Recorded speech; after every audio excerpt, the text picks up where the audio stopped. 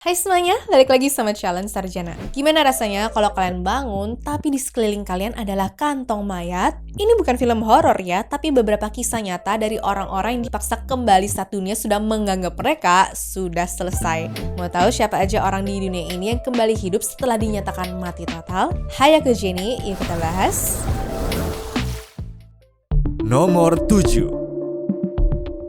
Walter Williams.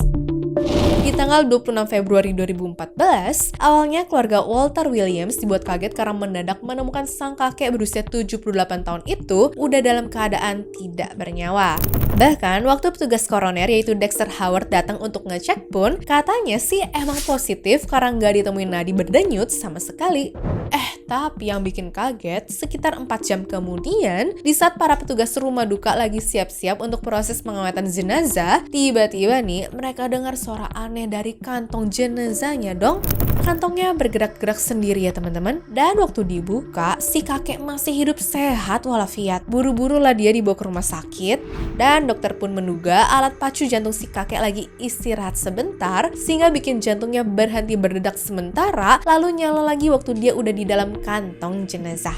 Sayangnya, keajaiban ini cuma berlangsung 16 hari. Tanggal 14 Maret 2014, Walter akhirnya benar-benar meninggal dengan tenang di rumahnya ya. Keluarganya menyebut ini mukjizat 2 minggu yang mereka syukuri sampai sekarang. Ya, semoga dalam bonus hidup 2 minggu, si kakek udah puas menjalani hidupnya di bumi ya.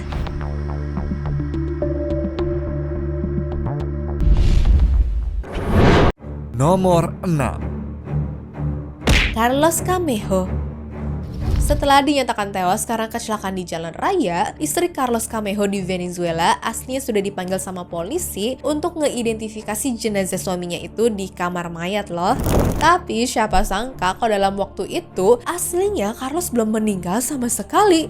Hal ini pun baru diketahui petugas forensik setelah dirinya mau mulai otopsi dan membuat sayatan di wajahnya. Nah, waktu disayat, loh kok darah yang keluar malah masih seger banget gini sih? Padahal kan kalau udah jadi mayat harusnya enggak ya?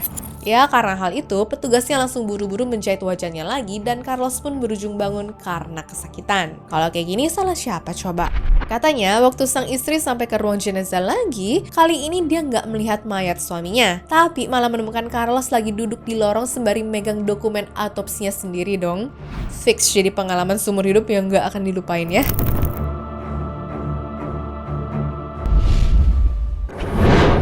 Nomor 5.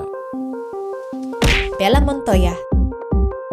Sekitar 3 tahun lalu, kisah perempuan bernama Bella Montoya dari Ekuador ini faktanya sempat bikin geger netizen di media sosial loh.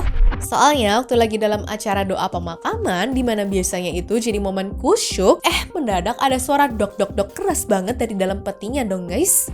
Kagetlah orang-orang di sana. Makanya pihak keluarga sempat diskusi sebentar tuh dan akhirnya setuju untuk membuka petinya. Nah, masalahnya waktu dibuka tuh dia masih hidup dan menggap-menggap nyari oksigen dong. Lah, keluarganya pada nangis sembab, nenek Bella ini malah bingung nyari nafas ya. Dari sini, sang nenek pun akhirnya langsung dilarikan ke ICU, dimana sayangnya nyawa dia hanya bertahan 1 minggu doang sebelum akhirnya kondisi stroke yang makin parah berujung membuat semua pihak keluarga kembali ke rumah duka. Kayaknya sih kalau kayak begitu, dia cuma kembali hidup lagi untuk berpamitan sama keluarganya ya.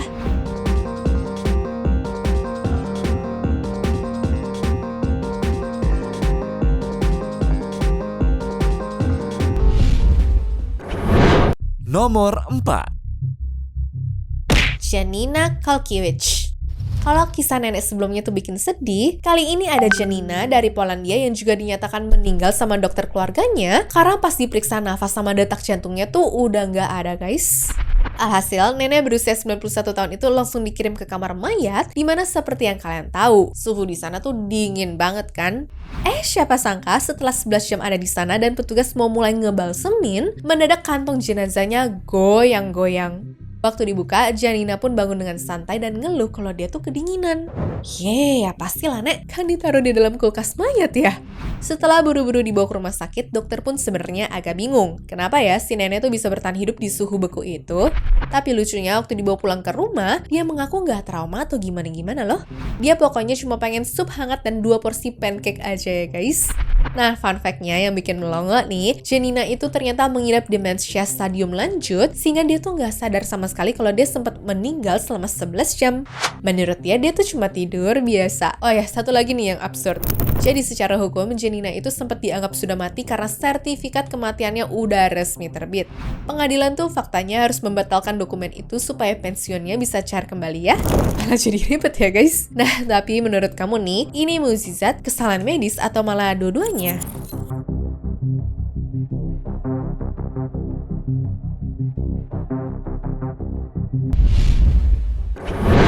Nomor 3. Siti Masfufa Wardah. Berikutnya cukup bikin shock nih ya guys. Jadi waktu keluarganya lagi memandikan jenazah anak ini, tiba-tiba matanya terbuka dan tubuhnya kembali menghangat dong. Kisah ini benar-benar terjadi di Probolinggo, Jawa Timur, atau tepatnya di hari kemerdekaan 17 Agustus 2020. Seorang gadis kecil bernama Siti Masfufa Wardah, usianya tuh baru 12 tahun, meninggal dunia pukul 6 pagi di RSUD Dr. Muhammad Saleh ya teman-teman. Diagnosisnya tuh berat deh, dia diabetes parah dengan komplikasi, ditambah gagal ginjal akibat kerusakan pankreas bawaan yang udah dia derita sejak lahir.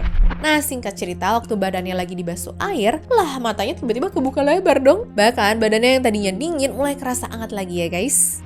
Di sini keluarga pun pada heboh dan langsung manggil petugas medis untuk datang. Setelah diberi oksigen untuk membantu pernafasan, kirain mah semuanya bakal baik-baik aja kan?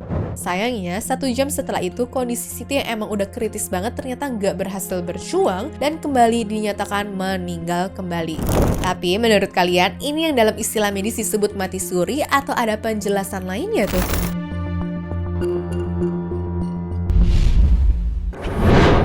Nomor 2. Fagilium Mukhamadsyanov. Dari kisah-kisah sebelumnya, kayaknya kisah Fagilium Mukhamadsyanov ini bisa dibilang paling tragis deh. Kenapa? Karena awalnya dia dinyatakan meninggal nih gara-gara kena serangan jantung di rumahnya. Ya, dari sini pihak keluarga pun mengadakan pemakaman dengan peti mati terbuka supaya teman-temannya bisa ngeliat dia untuk terakhir kalinya ya. Waktu lagi doain dengan kusyuk, mendadak Fagilium melek dan langsung teriak histeris sendiri. Kayaknya sih bangun-bangun sembari ngeliat banyak orang ngedoain gitu dan berada di peti mati sih emang wajar ya kalau bikin takut. Nah sayangnya karena dia udah ketakutan sendiri, dirinya malah kena serangan jantung kedua kalinya yang jauh lebih parah. Dari jarak meninggal, hidup lagi, lalu meninggal lagi di dirinya ini cuma sekitar 12 menit doang ya guys. Suaminya jelas marah banget karena menurut dia istrinya tuh sebenarnya belum mati atau harusnya dia masih bisa diselamatkan. Makanya dari situ dia langsung nuntut rumah sakit atas kelalaian medis yang merenggut nyawa istrinya. Tapi kalau kalian di posisi suaminya bakal nuntut juga atau enggak nih?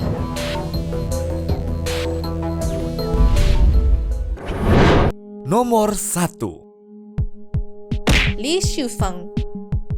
Berada 6 hari di dalam peti kubur, harusnya mah keluarga pun udah mulai ikhlas dan terima keadaan kan? Tapi nenek Li yang udah berusia 95 tahun ini ternyata malah bikin kaget keluarga gara-gara mendadak hidup kembali.